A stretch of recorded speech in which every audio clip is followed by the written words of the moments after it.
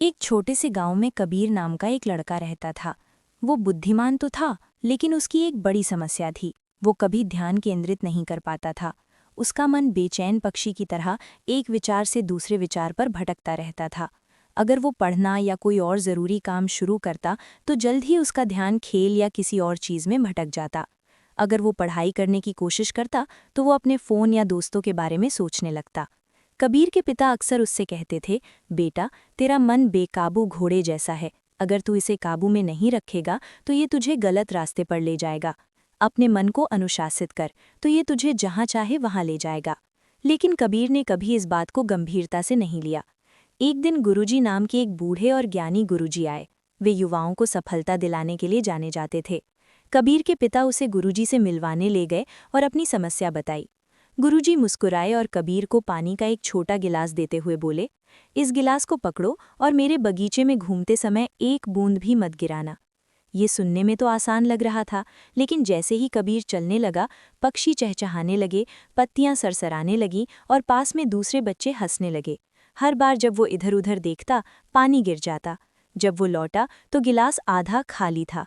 गुरुजी ने पूछा, इतना पानी क्यों गिरा दिया? कबीर ने उत्तर दिया, मेरा ध्यान भटक गया था। गुरुजी ने कहा, ये गिलास तुम्हारा लक्ष्य है और पानी तुम्हारा ध्यान। तुम्हारे आसपास की सारी परेशानियां दुनिया के शोर की तरह हैं।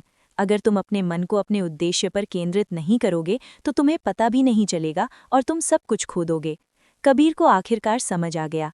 उस दिन से उसने छोटी शुरुआत की, रोजाना एक ही समय पर उठना शुरू किया, फोन का इस्तेमाल कम किया और जो भी काम करता उस पर पूरा ध्यान देता था। वो हर सुबह कुछ मिनटों के लिए ध्यान का अभ्यास करता था ताकि उसका मन प्रशिक्षित हो सके, शांत और स्थिर रहना। शुरुआत में ये मुश्किल था। उसका मन अभी भी भटकता था, लेकिन वो उसे बार बार अपने काम पर केंद्रित करता रहा। दिन हफ्तों में बदल गए और धीरे धीरे कबीर ने बदलाव महसूस किया। उसकी याददाश्त बेहतर हुई, उसके अंक बढ़ गए।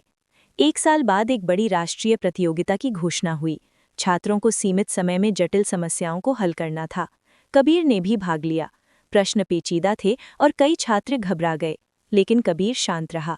उसने एक समय में एक ही प्रश्न पर ध्यान केंद्रित किया, ठीक वैसे ही जैसे गुरुजी ने उसे पानी के गिलास के साथ सिखाया था।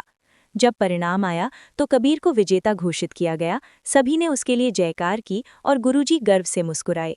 कबीर ने साबित कर दिया कि अनुशासित मन प्रतिभा, भाग्य या बुद्धि से भी अधिक शक्तिशाली होता है।